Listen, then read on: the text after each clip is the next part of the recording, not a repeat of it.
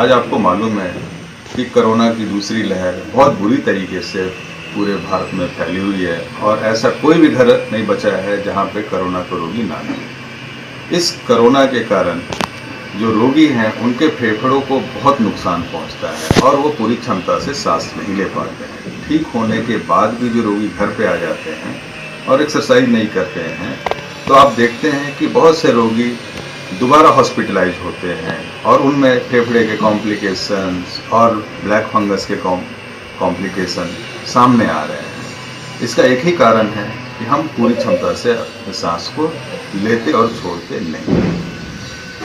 आप देखेंगे कि ना ही सिर्फ कोरोना के कारण नुकसान हुए फेफड़े, बल्कि जो अस्थमा के पेशेंट है, दमा के रोगी हुए, सीओपीडी के पेशेंट हुए या जो जिनके फेफड़े की सर्जरी हुई है वे पेशेंट बहुत दिनों तक बेड रिडन होते हैं, जिसके कारण से फेफड़े की कार्य क्षमता घट जाती है। तो इन सभी बीमारियों से अपने फेफड़े को मजबूत बनाने के लिए बाजार में 2 तरह की मशीनें उपलब्ध है, इंस्ट्रूमेंट उपलब्ध है, जिसका आप इस्तेमाल करके अपने फेफड़े को मजबूत कर सकते हैं और अपने आप को अन्य रोग को होने से बचा सकते हैं। ना ही सिर्फ रोगी करे इसको, जो स्वस्थ व्यक्ति हैं वो भी करेंगे तो बीमारियां उनसे दूर रहेगी।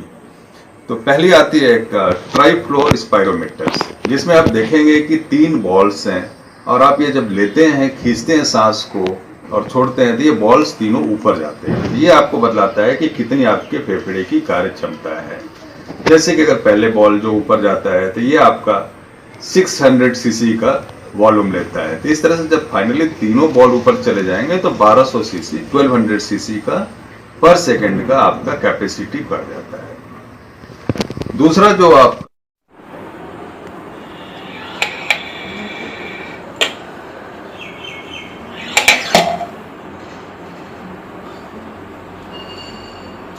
ये रेस्पिरेटर है जिससे आप सांस लेने की प्रैक्टिस करते हैं।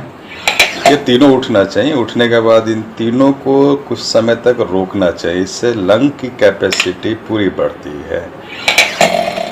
लेने का तरीका ये है कि आप सांस को पहले पूरा बाहर की तरफ फेंकिए, फिर खींचिए।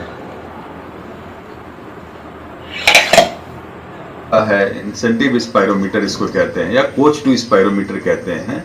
इसमें 2050 तक का ml तक का पर सेकंड का ये लिया गया है। तो आप इसको एक्सरसाइज करेंगे तो इस एक्सरसाइज करने में क्या होता है कि सांस को पहले धीरे धीरे बाहर की तरफ छोड़ें। जब आप सांस पूरी तरह से बाहर की तरफ छोड़ देते हैं तब उस सांस को फिर से आप खींचेंगे इस मशीन के द्वारा। तो खींचेंगे तो धीरे धीरे जाएगा। इसमें ध्यान क्या रखना है, ये जो स्माइली फेस है, ये स्टड जब ऊपर जाएगा तो इस स्माइली फेस के बीच में ही रहना चाहिए, ना ऊपर और ना ही नीचे जाना चाहिए। तो सांस लेने का तरीका आपको मैंने बताया कि जब आप खींचेंगे इसको तो धीरे धीरे खींचेंगे और 5 से 10 सेकंड का अंतराल रखते हुए इसको ऊपर तक ले जाएंगे, जो मैं आपको करके दिखला रहा हूँ।